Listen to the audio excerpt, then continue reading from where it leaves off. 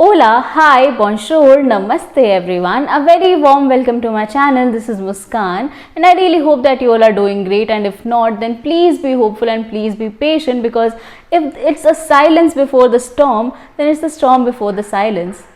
The book we are going to talk about today is something which I have recently finished reading. I just have finished reading it yesterday and I want to talk about it as soon as possible. And the book is Girl in White Cotton by Avni Doshi. This book has been shortlisted for the Booker Prize for the year 2020, and this has been published as Burnt Sugar in the UK.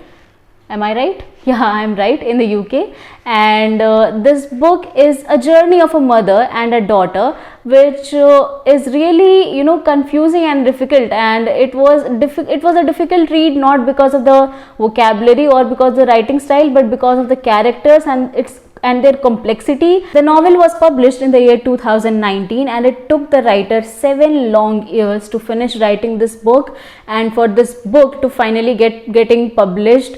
The novel is set in Pune, where the narrator protagonist Antara is trying to take care of her mother Tara, who has been showing early signs of Alzheimer's and memory loss, and the doctors have absolutely no clue as to why she is having all these symptoms, because none of her scans and none of her tests show a probability that she could have something of a disease like this. And this has been creating, the character Tara has been creating so many troubles for her daughter Antara since the very beginning, even since the beginning of their journey. When Antara was really small, Tara left her marriage, she left her house, left her husband, left her in-laws, and followed blindly a guru to his ashram, and fell in, I wouldn't actually pinpoint or say that she fell in love with him, but there's a relationship forming between the two of them. It created a really bad impact on her. Her mother completely ignored her, she was careless, and she paid no attention to her daughter. And we later see that this guru soon replaces her mother, that this guru soon replaces Tara, and he finds another woman. And then Tara and Antara both have to leave the ashram, and then they were living like beggars on streets and on footpaths. They had to depend on other people to feed them or to give them proper resources to sustain their life, and that was a really difficult time for both the daughter and the mother. But the mother, even after that, continued to create problems for her, because the next we see that when after she has grown up a little, after Antara is in her teenage years, she just falls in love with an artist, and then she has no care or no attention in the world for her daughter. But when this reflects, or this transforms into a different case scenario, when we see Antara is all grown up, she has married an NRI, and there's Tara whose health is deteriorating day by day, and she has brought her mother into her home, into her house, and there she is taking care of her. And even though she wants so much to take revenge of all the negativities that she has been put under because of the actions of her mother, but she doesn't do any of that, and she takes care of her, which was the most beautiful part. And you would be surprised to read the first line of the book, which I am going to read for you. And the story opens with it, and it's so damn gripping that you would want to read more, and you would want to read till the last page to know the entire story, which is: I would be lying if I said my mother's misery has never given me pleasure. And the realism with which this book talks about the story of this mother-daughter relationship is so, it's like a sting, and I just hate this book for the kind of realism that it has portrayed in front of me, because I hate her mother. I really hate her mother for doing this to her, and then I hate that she could do nothing about it. And I am in pity for the daughter, because and not just because of the strained mother-daughter relationship. This book has made me realize, and it has made me notice or observe all the things that we usually put in corners, and we completely neglect them, like the condition of women.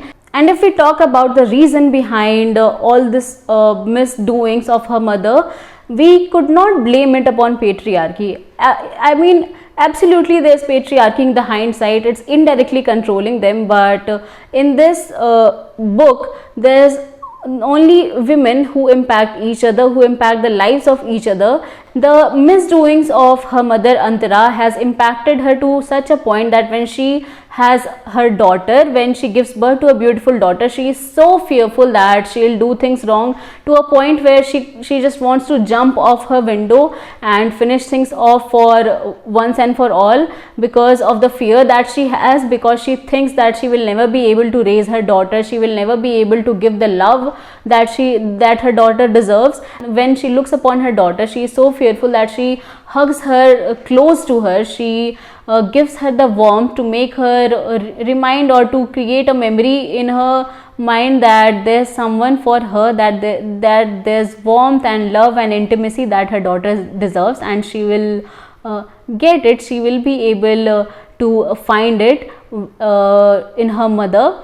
And she is trying to break all these generational traumas and to grow apart from it, to grow into a beautiful, to grow and to have a beautiful life. But still there's an impact, which is such a vicious cycle that you cannot get rid of. The name of the daughter Antara and the name of the mother Tara has been placed so intricately that you would be easily able to distinguish them, and I don't think you would be easily able to distinguish that until you read the last few pages, because even I couldn't understand in the very beginning. But Tara and Antara, an, replace that an with un, Tara and Antara. So her mother named her daughter as Antara because it is explained in the later part of the novel that she didn't want her daughter to have the life that she has, to be what she is, and that is why she named her daughter as Antara, so that she can never be who she is, so that she has a much better life than she lived.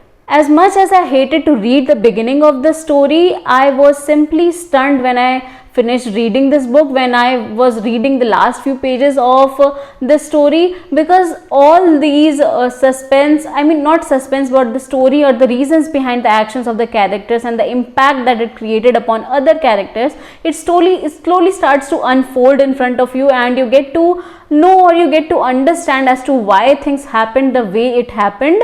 And the characters are complex, no doubt, but this book or the story, it just, apart from the strained mother-daughter relationship portrayed in this book, I was it made me think a lot, and it resonated upon me so much that I started thinking about it, that my grandmother, I mean my nanny, had my mother with her, and my mother has me, but my mother never had my grandmother. I mean my mother never had nanny for a major part of her life because of her early marriage, and I fear the same for me, that I fear that I will never have my mother in my life, and I just want to break away all this generational traumas and all this false expectations that the society has, and the society has been in continuation putting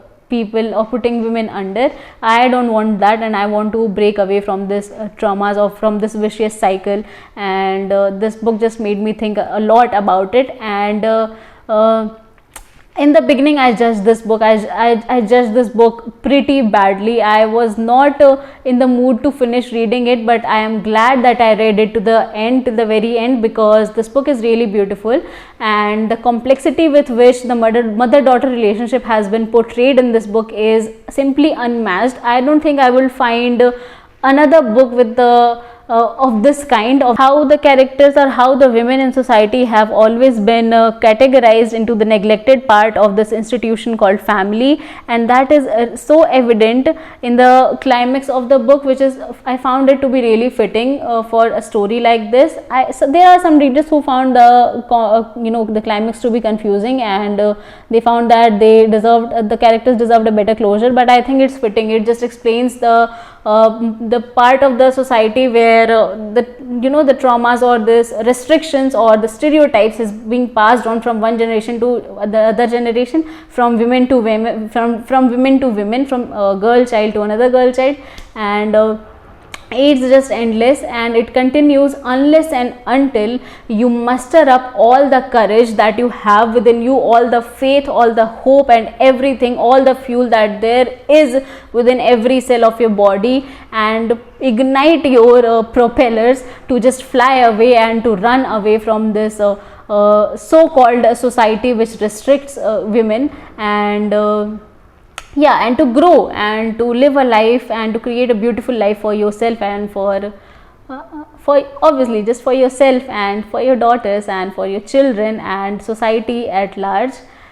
And I'm glad that I read this book, even though I purchased this book with expecting that it will be a coming of age narrative of a mother and daughter, that it will be a really beautiful story about a mother-daughter relationship. I mean, I wouldn't exactly call it beautiful, but it made me think a lot. It made me contemplate a lot about the ongoing trends of society, of the so-called ongoing trends of society, which has continued from ages and ages till now. And unless and until I mentioned it in the previous part of the video, but yes, please do give it a read. I really liked reading this book. I am so glad that I picked it up, and I did not plan on buying this book, but this book ended up to be a really great read of this year.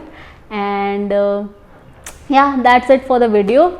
If you liked watching this video, give it a thumbs up. If you didn't, give it a thumbs down. No worries. Just stay happy, stay blessed, and keep reading until we meet next time. Ciao. And please don't forget to drop your feedback in the comments down below, and don't forget to share my content and subscribe to my channel for more such videos. Until we meet next time, bye.